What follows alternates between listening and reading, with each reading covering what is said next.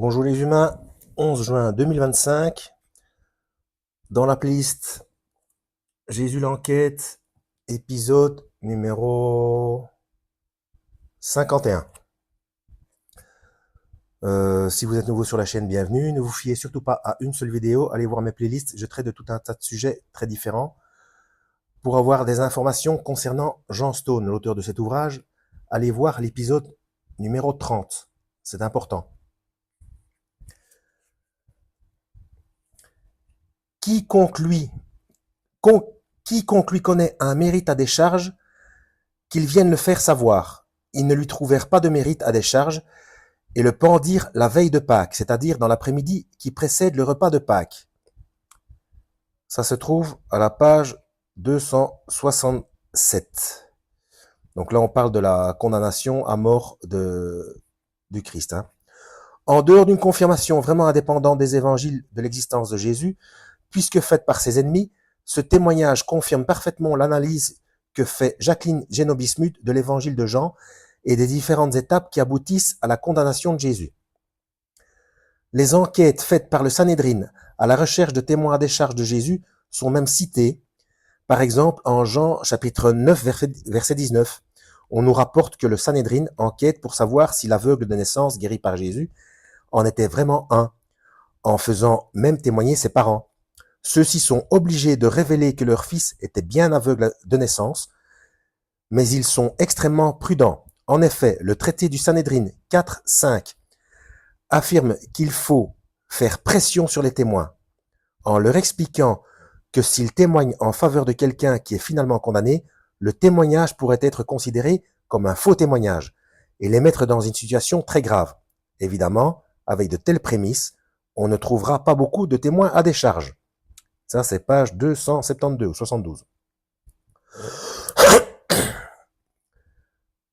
Un même décryptage extrêmement détaillé peut être fait de la rencontre entre Jésus et Nicodème, où Nicodème vient l'interroger sur la résurrection des morts et sur la vie éternelle pour essayer de trancher un débat extrêmement violent qui existe à cette époque entre les pharisiens et les sadducéens. Alors, il y a une annotation, c'est toujours des pages, donc page 273 ou 273 et à 276 ou 276. Mais nous n'allons pas multiplier les exemples car cela nous entraînerait dans des questions trop techniques.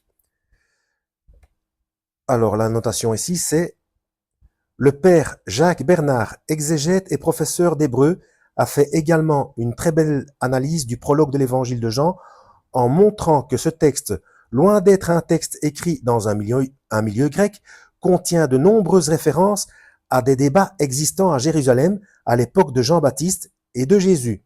Ce texte non encore publié peut se trouver sur le lien suivant. Et il y a un lien informatique, donc je vais essayer de vous le montrer. Voilà, c'est ici, tout en bas. J'espère que c'est suffisamment net.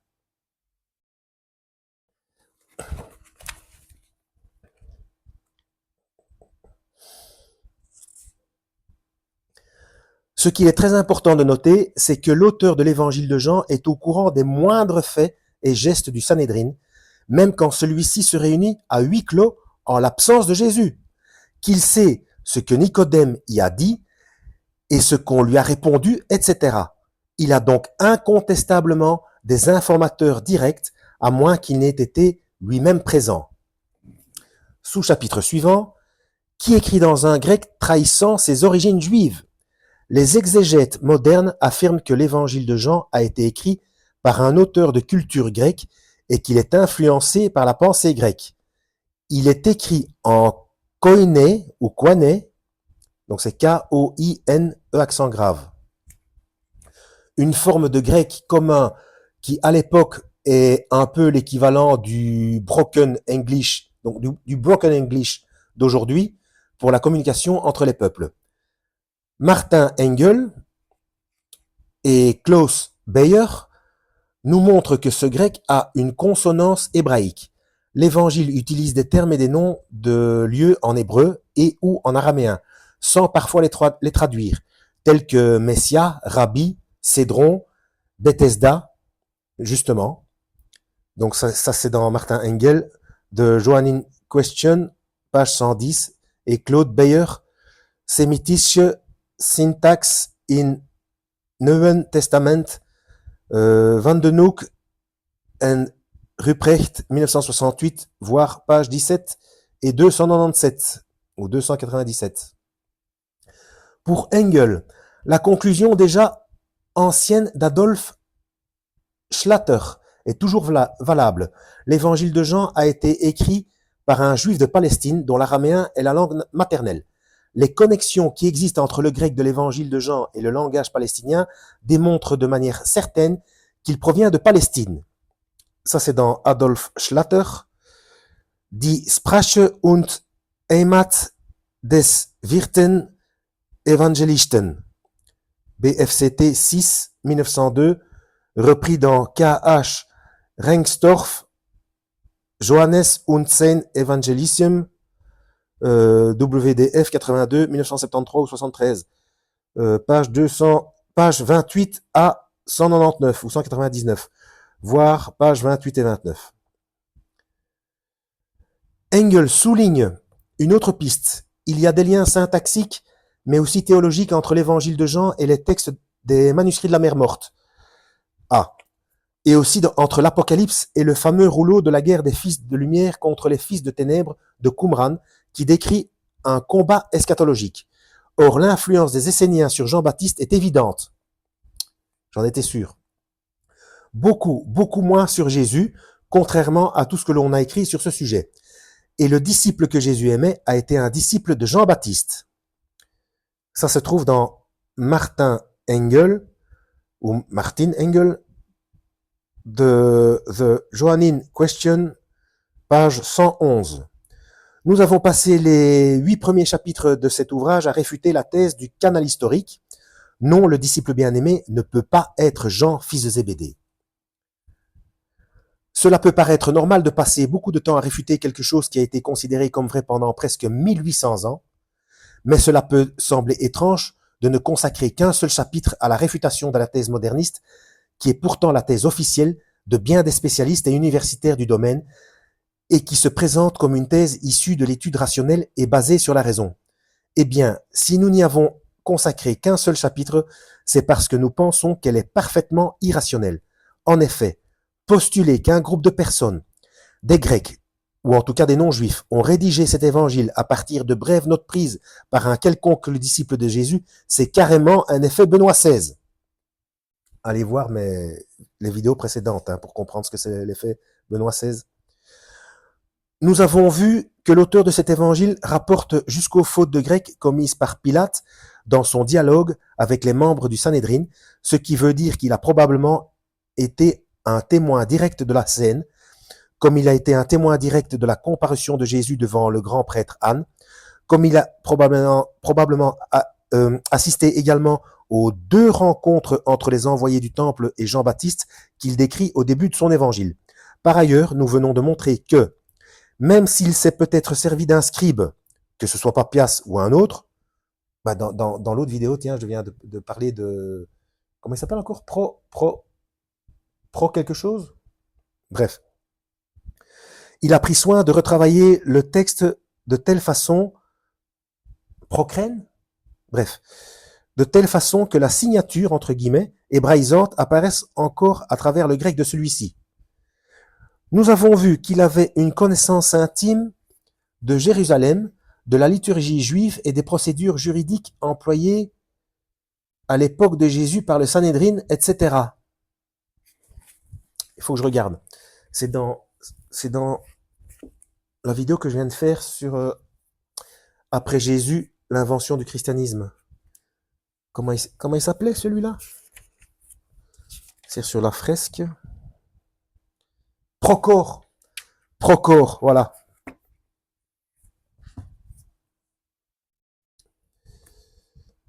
Alors.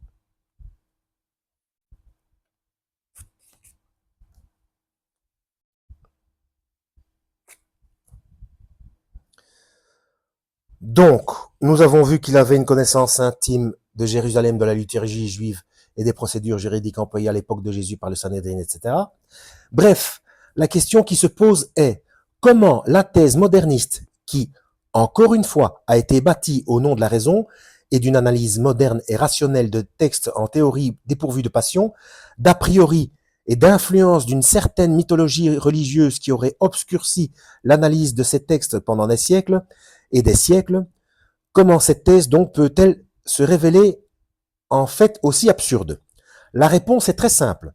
Exactement comme pour la thèse du canal historique, qui part de l'a priori que Jean est forcément le fils de Zébédée, on part d'un a priori selon lequel l'évangile de Jean est forcément un évangile inventé a posteriori par des gens n'ayant pas connu Jésus. Et pourquoi cet a priori? Frédéric Lenoir va nous l'expliquer de façon particulièrement claire. Avec l'évangile de Jean, Jésus n'est plus alors seulement le Fils bien-aimé du Père, l'envoyé de Dieu, le Messie, mais Dieu lui-même ayant assumé la nature humaine. C'est de la gnose. Allez voir ma playlist, l'évangile de Thomas et mes différentes vidéos concernant l'explication de la gnose. Ce mot a été galvaudé. Hein. Alors, il y a une annotation, ça trouve dans Frédéric Lenoir, comment Jésus est devenu Dieu. Et c'est page 11. Or, comme pour le modernisme, Jésus n'a jamais pu affirmer que lui-même... Non, excusez-moi. Or, comme pour le modernisme, Jésus n'a jamais pu affirmer lui-même qu'il était Dieu, ceux qui ont inventé de tels propos ne peuvent pas être des témoins directs, donc l'auteur de l'évangile de Jean et de son fameux concept du logos sont des Grecs ou des Juifs hellénisés ayant écrit tout cela sans avoir jamais connu Jésus. Encore une annotation, et pourtant Frédéric Lenoir écrit dans le même ouvrage, ce qui confirme totalement ce que nous venons de voir ici.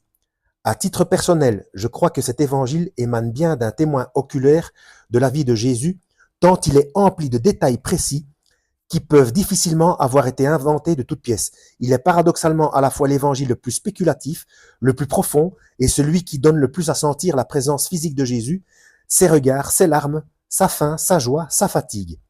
Ce qui est paradoxal, c'est que Frédéric Lenoir soit arrivé à cette conclusion tout à fait juste et puisse écrire en 4e de couverture que Jésus ne s'est jamais identifié à Dieu. Qu'est-ce que c'est que ça? Pour cela, il faudrait faire l'hypothèse que ce fameux témoin direct ait trahi son maître de façon inimaginable. Ou alors il a été menacé. Je ne sais pas. Mais de toute façon, s'il n'avait pas été compris par les pharisiens que le Christ se faisait Dieu, il n'aurait pas été condamné à mort. Donc, il n'y a pas de sacrifice pour le pardon des péchés, etc. Et tout ce qui en découle. Donc, c'est obligatoire. Pour les modernistes, l'évangile de Jean ne peut pas être vrai. En effet, s'il était vrai, si Jésus avait réellement dit tout ce qui est écrit dans cet évangile, alors les conséquences seraient tellement stupéfiantes qu'elles sont totalement et absolument inacceptables pour tout représentant de la modernité, même pour certains catholiques dits progressistes. Nous, qui refusons tous les a priori, modernistes comme traditionnels, allons maintenant voir pourquoi de façon détaillée dans la deuxième partie de cet ouvrage. Donc on va s'arrêter là. Ça fait presque un quart d'heure. Et c'est la 4e ou 5e vidéo que je fais aujourd'hui. Donc je commence à avoir mal à la mâchoire de faire la lecture. Donc n'oubliez pas de regarder les playlists depuis le départ de manière chronologique pour comprendre ce qu'il en est, si ça vous intéresse vraiment. Parce que j'y rajoute des réflexions et j'amène vers des corrélations par ailleurs. Hein. Je rappelle une fois de plus que nous sommes à la fin des temps. Pour preuve, allez voir ma playlist 666 fonctionne. Le système de paiement par la main existe un petit peu partout. C'est en train de se propager. J'ai publié des preuves et ça se trouve écrit dans la Bible et nulle part ailleurs de cette manière-là. Il n'y a rien à faire, c'est comme ça. Donc, ne fût-ce que par curiosité, allez lire la Bible, commencez par l'évangile de Jean. Voilà, commencez par l'évangile de Jean. Et, dans Matthieu 5, vous avez le comportement à avoir. C'est pas de la religion, ce n'est pas de la religion. Et faites vos recherches et vous verrez que ce qu'il se passe maintenant, que ce soit au niveau géopolitique, au niveau technologique, au niveau de tout ce que vous voulez, ça a été prévu dans la Bible. C'est comme ça. À la prochaine et que Yahweh vous guide.